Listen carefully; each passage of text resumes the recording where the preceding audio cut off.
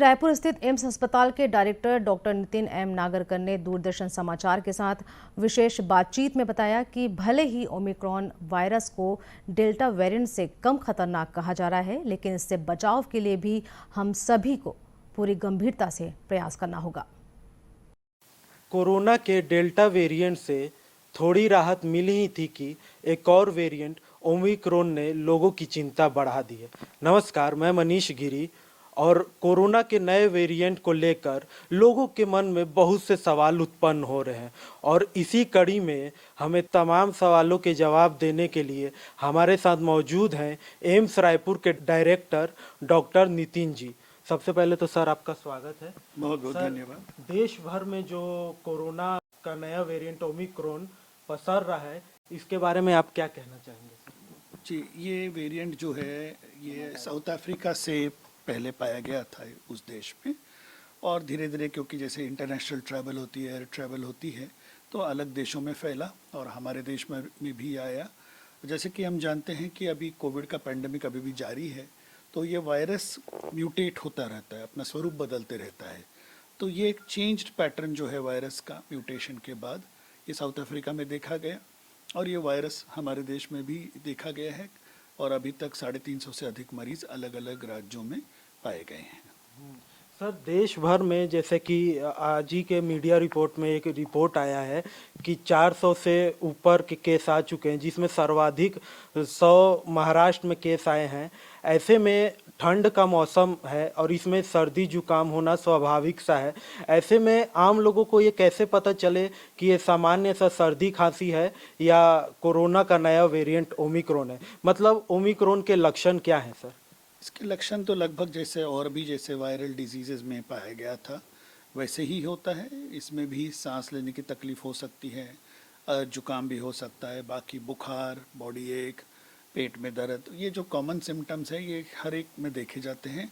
जबकि ये delta variant से ये कम इनके सिम्टम्स देखे गए हैं, लेकिन एक इंडिविजुअल से, एक मरीज से दूसरे आदमी में ये जल्दी फैलता है, तो इसकी ट्रांसमिसिबिलिटी अधिक है डेल्टा या बाकी जो वेरिएंट्स थे उसके कंपैरिजन में। हालांकि जो उसके सिम्टम्स हैं माइल्डर है, वीकर है, तो हो सकता है थोड़ा कन्फ्यूजन हो। इसलिए जो मरीजों को तो एहतियात बरतना और अगर ऐसा कुछ हो तो जाके जरूर अपना जांच कराए, टेस्ट कराए, ये सबसे बेहतर होगा।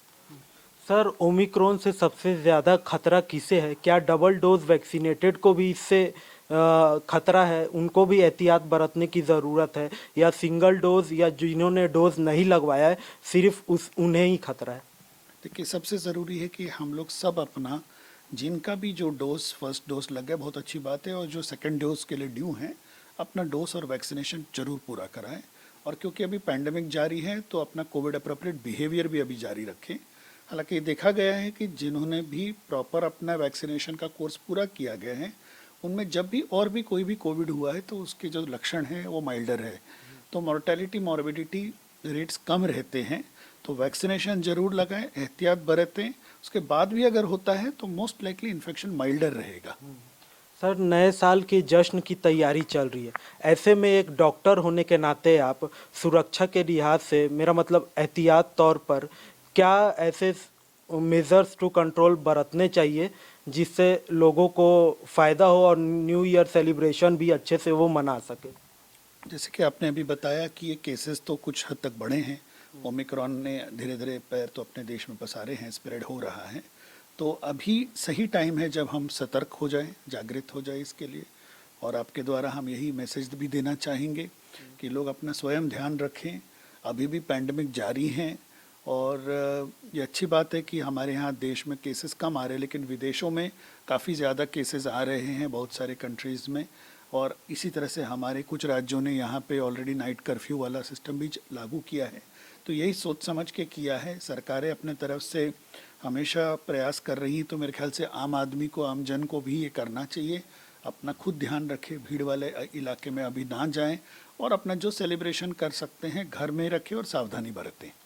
तो ये थी ओमिक्रॉन से जुड़ी कुछ अहम जानकारियाँ जो डॉक्टर साहब ने हमें बताया है। आशा है कि ये जानकारियाँ का आप पूर्ण रूप से पालन करेंगे। इसी उम्मीद के साथ हम आपसे एक बार फिर मुखातिब होंगे। तब तक के लिए कैमरा पर्सन कुणाल राव के साथ मनीष गिरी, दूरदर्शन समाचार रायपुर।